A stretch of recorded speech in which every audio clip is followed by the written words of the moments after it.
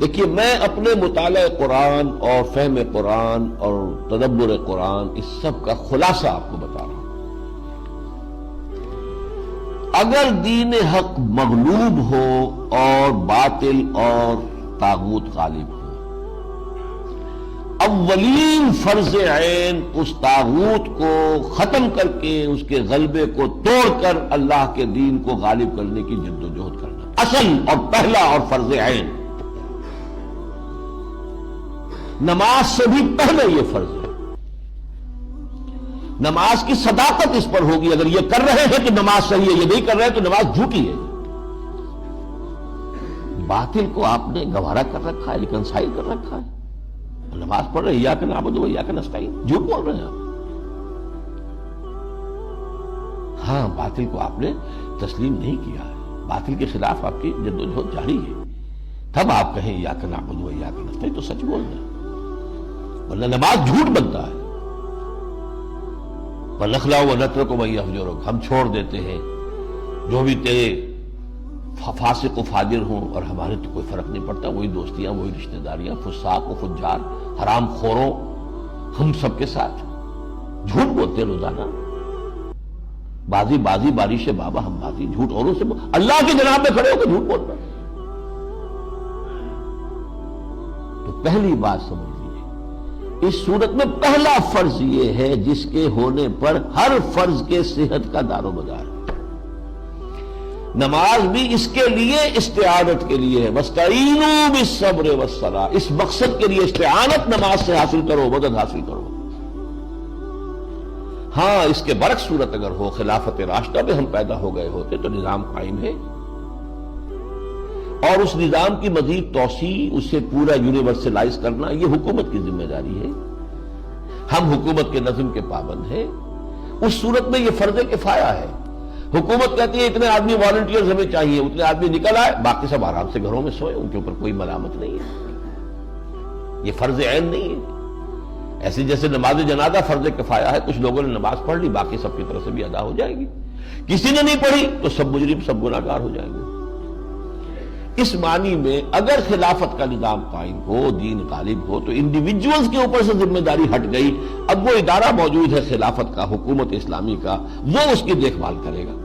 How to extend this domination of اللہ's دین over the whole of the globe, اور اس میں جو بھی ضرورت اسے ہے، جو اسے افرادی قوت چاہیے، مالی قوت چاہیے، تعاون چاہیے، وہ لوگ پیش کر دے، بس ٹھیک ہے۔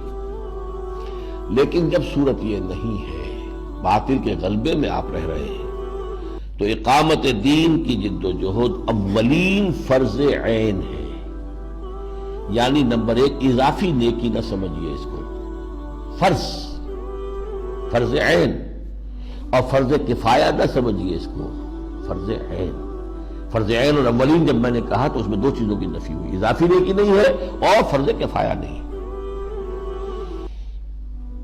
نمبر دو، اس فرض عین کی ادائیگی کے لیے شرط لازم ہے، شرط لازم، پری ریکویزٹ، التزام جماعت، کسی نہ کسی جماعت میں ہونا اس کے لیے لازم ہے۔ جیسے نماز فرض عین ہے، وضو کے بغیر نہیں پڑھی جا سکتی، تو وضو بھی فرض ہو گیا۔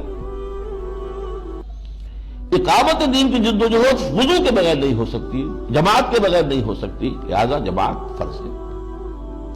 دیکھیے جہاں تک پہلی بات ہے، اس کے لیے تو میں نے سارا آپ کو آج پھر دوبارہ گنوا دیا، سورہ بقرہ سے سورہ توبہ تک، اور پھر وہ سورہ شورى سے، یہ ساری چیزیں گنوا دی آپ کے سامنے۔ جہاں تک التزام جماعت کا تعلق ہے، اس پر میں قرآن مجید سے کوئی نص صریح پیش نہیں کر سکتا، I admit it۔ اشارات ہیں، اشارات کس شکل میں ہیں؟ حزب اللہ کا لفظ استعمال کیا گیا، پارٹی، کس لیے کیا گیا؟ رہنمائی کے لیے کیا گیا، قرآن کا ہر لفظ ایک رہنمائی لیے ہوئے۔ یا محمد رسول اللہ والذین معہ، ایک جماعتی زندگی کا نقشہ آ گیا۔ یا سورہ صف میں ہم نے آج ہی پڑھا، من انصاری اللہ، کون ہے میرا مددگار، مل کر یہ جماعتی شکل بن گئی۔ لیکن یہ اشارات ہیں، نص قطعی جس کو کہتے قرآن سے نہیں ہے میرے پاس، میں تسلیم کر رہا ہوں۔ البتہ احادیث میں نصوص قطعیہ ہے بہت سخت. علیکم بالجماعت، تم پر لازم ہے جماعت کی شکل میں ہونا.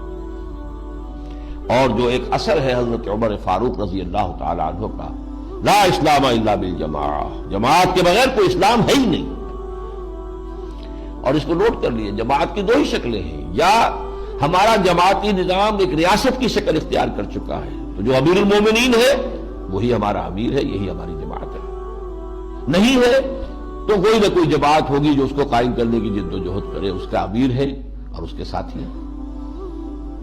اسلام کی کوئی تیسری شکل ہے ہی نہیں. یا تو خلافت ہے، حکومت ہے، یا نہیں ہے، دو ہی شکلیں ہیں. اگر ہے تو وہ جماعت ہے، حکومتی ریاستی ڈھانچہ جو ہے وہ جماعت بن گیا اب. اور اگر وہ نہیں ہے تو اس کو قائم کرنے کی جد و جہد کے لیے جماعت، اس کا نظام ہو جائے گا. اس میں سب سے اہم جو حدیث ہے حضرت حارث اشعری سے رضی اللہ تعالی عنہ، مسند احمد بن حنبل، جامع ترمذی کی روایت. حضور فرماتے انی آمرکم بخمس، مسلمانوں میں تمہیں 5 باتوں کا حکم دے کر جا رہا ہوں. اللہ امرنی بہن، اور یہ میں اپنی طرف سے نہیں کر رہا ہوں، اللہ نے مجھے حکم دیا ہے ان کا. بالجماعت والسمع والطاعت والہجرت والجہاد فی سبیل اللہ.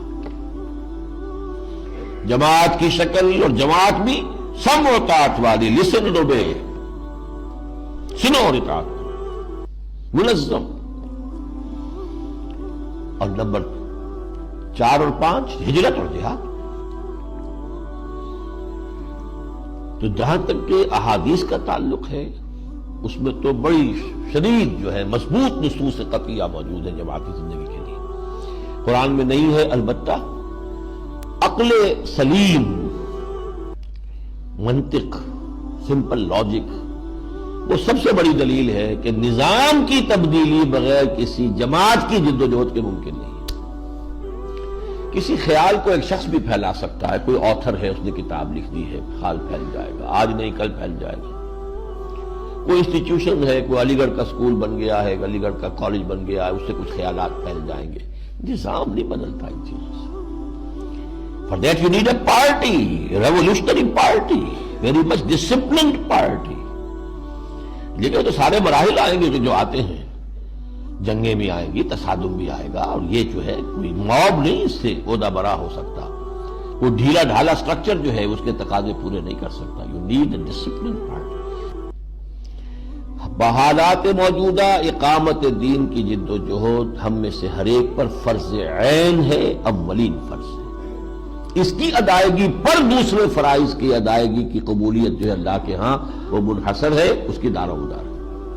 اور اس کے لیے جماعت کا التزام شرط لازم ہے.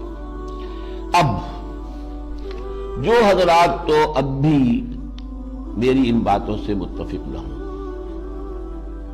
اس وقت ان سے میری گفتگو ختم ہے. پہلی بات یہ کہ اب ان کا فرض ہے کہ وہ جماعت کو تلاش کریں. اگر یہ فرض ہے آپ پر تو فرض آپ کا ہے کہ آپ تلاش کریں. اگر ضرورت آپ کی ہے، جوتے آپ کو پہننے ہیں، تو جا کے آپ دکان پہ 4 دکانیں 10 دکانیں دیکھ کر جوتا خریدتے ہیں، ضرورت ہے. اگر آپ قائل ہو گئے کہ یہ ہے تو اب فتش لقلب کان رفیق، ایک نظم تھی کبھی پڑھی تھی ہم نے، اپنے دل کے لیے کوئی رفیق تلاش کرو. اسی طریقے سے کہہ رہا ہوں اپنے لیے جماعت تلاش کیجیے. اس جماعت کی تلاش میں میں جو مدد آپ کو دے سکتا ہوں وہ یہ ہے کہ میں آپ سے یہ عرض کروں کہ اس کے جو خصائص ہونے چاہیے وہ کیا ہیں. نمبر 1، اس جماعت کا ڈکلیئرڈ گول ہونا چاہیے اقامت دین، نتھنگ لیس. کوئی سماجی کام، کوئی تعلیمی کام، کوئی تصنیفی کام، کوئی تحقیقی کام، کوئی تبلیغی کام نہیں. ڈکلیئرڈ گول، اس نظام کو بدلنا ہے، اللہ کے دین کو قائم کرنا ہے ایک مکمل پولیٹیکو سوشو اکنامک اینٹی کی حیثیت سے. وہ نظام عدل و قسط جو اللہ نے عطا کیا محمد رسول اللہ کے ذریعے سے دین حق کی شکل میں، اسے بتمام و کمال قائم کرنا. This should be the declared goal and aim of the party. ورنہ نیکی کے کام بہت سے ہیں، وہ ہوتے رہتے ہیں، پھر آدمی مارک ٹائم کرتا رہتا ہے، ایک ہی جگہ کھڑے ہو کر وہ پاؤں اپنے ہلاتا رہتا، سمجھتا میں چل رہا ہوں، وہ نہیں۔ یہ پہلا وصف ہے لازم۔ نمبر 2، ڈسپلن ہونا چاہیے اس کا، ایسے نہیں سب ہوتا ہے سننا اور پڑھنا۔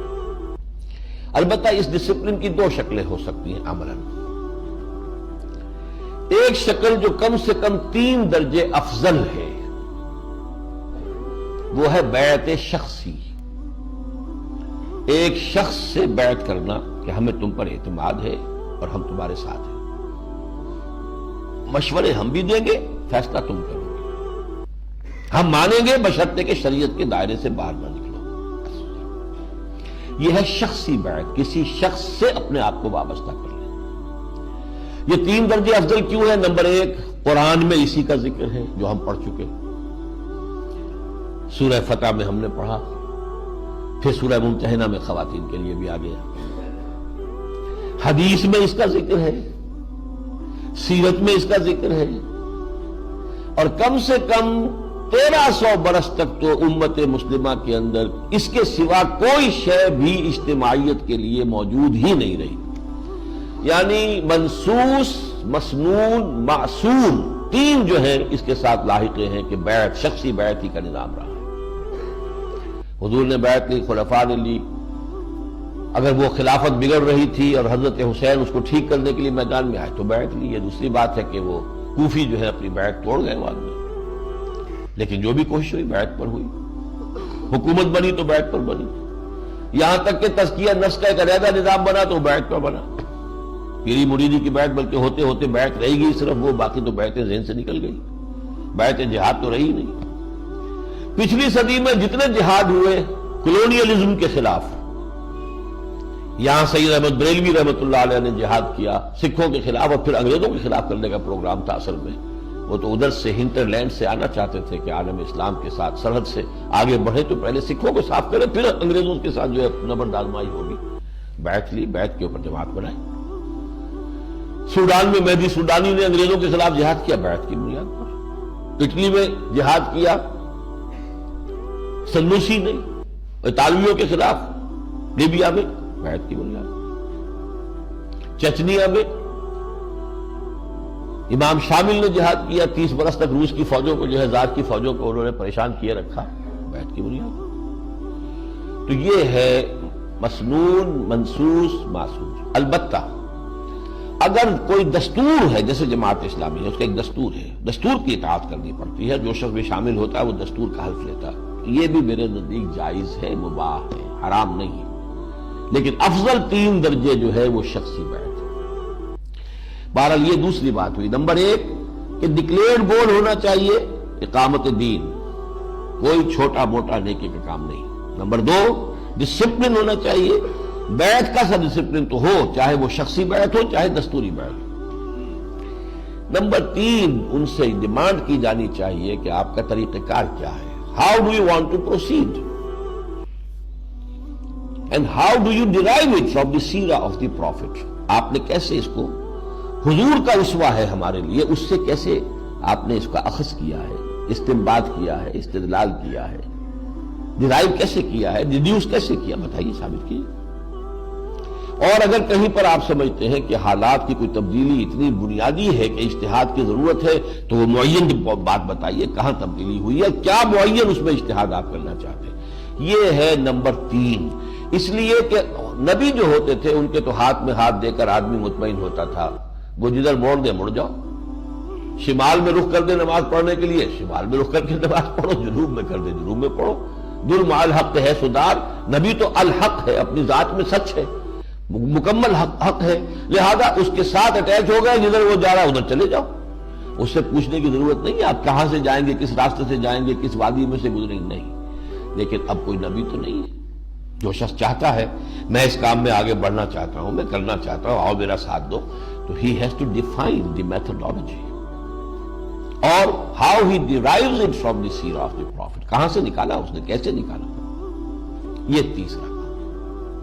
چوتھا یہ کہ اس تنظیم اور جماعت کی قیادت کے قریب ہو کر دیکھیے کہ یہ بہروپ یہ تو نہیں ہے کہ کردار میں قول و عمل میں کوئی بہت بڑا فرق تو نہیں ہے، کوئی بڑی خلیج تو حائل نہیں ہے، یہ بھی چوتھی چیز ہے لازم۔ عام لوگ جو ہے ان میں بھی ہوگا، لیکن یہ کہ ان میں ہر طرح کے لوگ ہوں گے۔ جیسے حضور کی بھی تو جماعت ہی شمار ہوتی تھی، ان میں منافقین بھی تھے، لیکن یہ کہ وہ تو جماعت تھی حضور کی، مسلمان ہی سمجھے جاتے تھے۔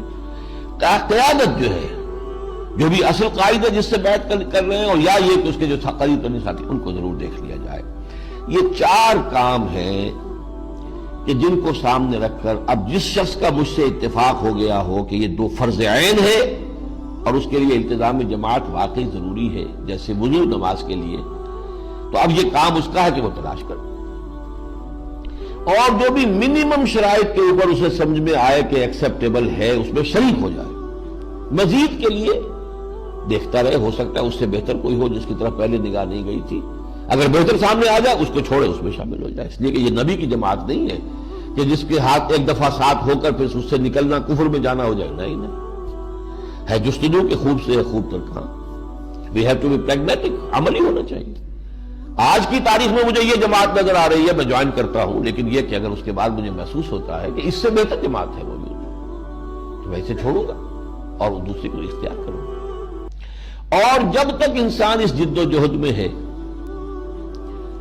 اگر سنجیدگی سے کر رہا ہے، ایسے ہی نہیں بس کہ ہاں جی میں تلاش ہی کر رہا ہوں اور کوئی وقت اس میں لگا ہی نہیں رہا، کوئی بھاگ دوڑ اس کی ہے ہی نہیں، یہ نہیں، سنجیدگی سے اگر اور واقعتاً اس کی تلاش میں آدمی ہے، تو جب تک اسے ایسی جماعت نہیں ملتی وہ ایک درجے میں جماعتی زندگی ہی گزار رہا ہے۔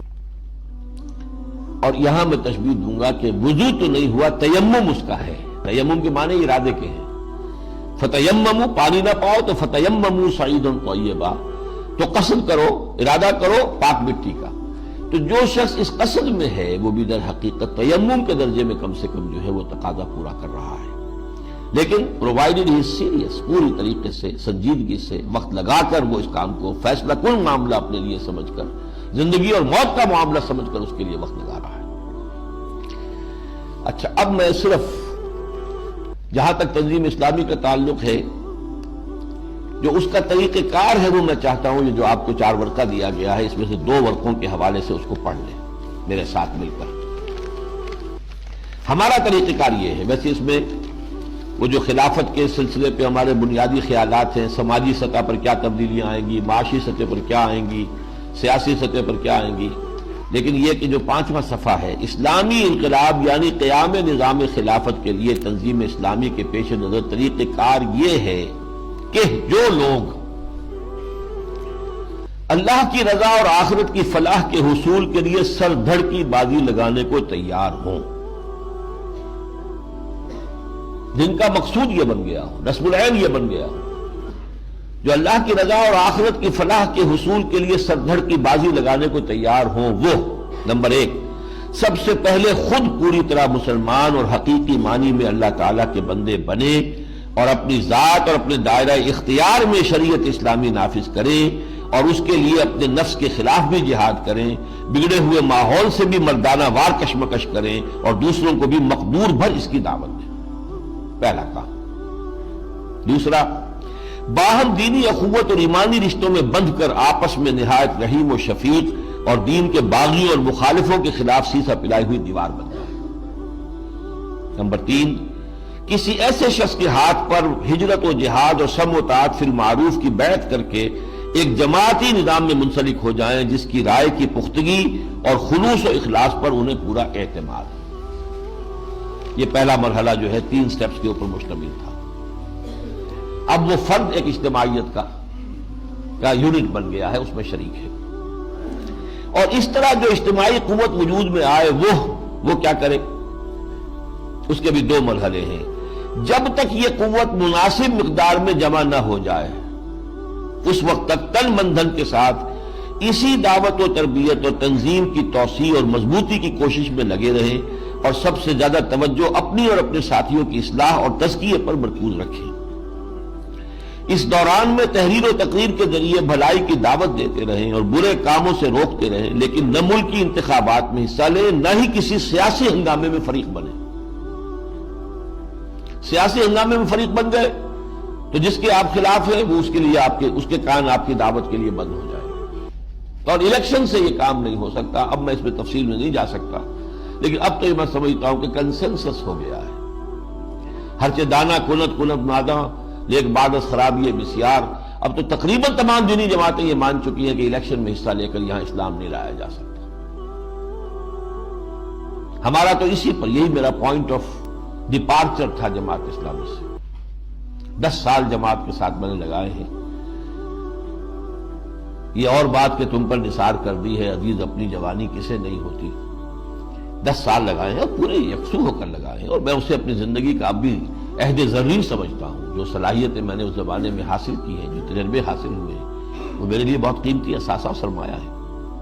مجھے 1 منٹ کا بھی کوئی افسوس نہیں ہے کہ کوئی ضائع ہوا، معاذ اللہ. لیکن یہ کہ یہیں پہ اختلاف ہوا تھا کہ مولانا اس سے نہیں بنے گا بات، الیکشن میں غلط آ گئے آپ، راستہ جو ہے غلط مڑ گئے ہیں، واپس ہو جائیں. مولانا مودودی اس وقت تک بہت ہی پازیٹیو تھے کہ اس ذریعے سے ہم کامیاب ہو جائیں گے. وہ بڑھتے رہے، لیکن آ کر پھر سن 71 میں وہ بھی مایوس ہو گئے. لیکن جب مایوس ہوئے تو صورت یہ تھی کہ جب آنکھ کھلی گل کی تو موسم تھا خزاں کا، اب بڑھاپا تھا، جماعت بہت آگے نکل گئی تھی، لوگوں کے مزاج پختہ ہو چکے تھے، سیاست کے اور الیکشن کے خوگر ہو چکے تھے، کارکن اب واپس آنے کو تیار نہیں تھے. ٹھیک، گاڑی چل گئی. نہ منطقی انتخابات میں حصہ لیں، نہ کسی سیاسی ہنگامے میں فریق بنے. اس پورے عرصے میں کسی نکتہ چینی اور تمسخر سے بددل نہ ہوں، نہ کسی جبر و تشدد سے خوف کھائیں، بلکہ کامل صبر و تحمل سے کام لیں اور ہرگز کوئی جوابی کارروائی نہ کریں. یہ سیکنڈ سٹیج ہے اس جدوجہد کی.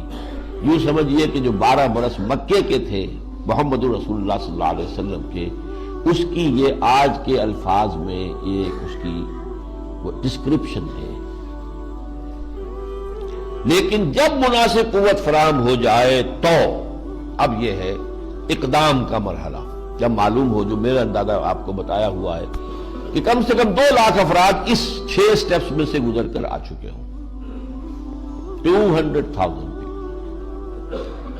یہ کوئی چھوٹا سا جزیرہ نہیں ہے، کوئی گاؤں نہیں ہے، ملک ہے 14 کروڑ کا. Sizeable number of people, workers. جب مناسب قوت فراہم ہو جائے تو نمبر 1، اسلام نے جن برائیوں کی نشاندہی کی ہے ان کا قلع کما کرنے کے لیے کمر کس لیں. نہیں علی المنکر بالید، اب یہ ہم نہیں ہونے دیں گے. گھیراؤ کریں، پکٹنگ کریں، بینکوں کا پکٹنگ کریں، جاگیروں کی جا کر جو ہے وہ پکٹنگ کریں، نہیں چلنے دیں گے. یہ حرام خوری کے، حرام کاری کے اڈے نہیں چلنے دیں گے. حرام کاری کا سب سے بڑا اڈا بینک ہے. حرام کاری کا، خوری نہیں کہہ رہا، حرام کاری کہہ رہا ہوں. لیکن حضور نے کہا ہے کہ سود کے گناہ کے 70 حصے ہیں، جن میں سب سے ہلکا جو ہے اس کے مساوی ہے کوئی شخص اپنی ماں کے ساتھ زنا کرے. پکٹنگ کریں گے، نہیں چلنے دیں گے. مارو ہم پر گولیاں چلاؤ، مارو. شہادت ہے مطلوب و مقصود مومن، نہ مال غنیمت نہ کشور کشائی. اس کے لیے جلسوں، جلوسوں، مظاہروں، ناکہ بندیوں کی شکل میں اپنی طاقت کے مظاہرے کے لیے تمام جدید ذرائع استعمال کریں، اس شرط کے ساتھ کہ یہ سب کچھ پرامن ہو اور اس میں ان کی جانب سے کوئی تشدد نہ ہو. جانے دینے کو تیار ہو، کسی کی جان لے نہیں، کسی کی پراپرٹی کو نقصان نہ پہنچائے، کوئی بس نہ جلائے، کوئی اسٹریٹ لائٹس نہ توڑے، کوئی اور سائن بورڈ نہ توڑے. اسٹریٹ اپنے مقصد کی طرف. ہاں، اپنی جانیں دینے کو تیار ہیں، اور اگر ان پر تشدد کیا جائے تو کمال صبر و استقلال کا مظاہرہ کریں، حتیٰ کہ اصلاح میں جان دے دینے کو سب سے بڑی کامیابی سمجھیں. شہادت ہے مطلوب و مقصود مومن، نہ مال غنیمت نہ کشور کشائی. اس پہم کشاکش اور جہاد فی سبیل اللہ میں یا حق کا بول بالا ہو جائے یا شہادت کی موت نصیب ہو جائے. وَهُوَ الْمَطْلُوبُ، وہ ہے ہمارا مطلوب و مقصود. شہادت ہے مطلوب و مقصود مومن، نہ مال غنیمت نہ کشور کشائی. اقول قولی ھذا واستغفر اللہ لی ولکم ولسائر المسلمین والمسلمات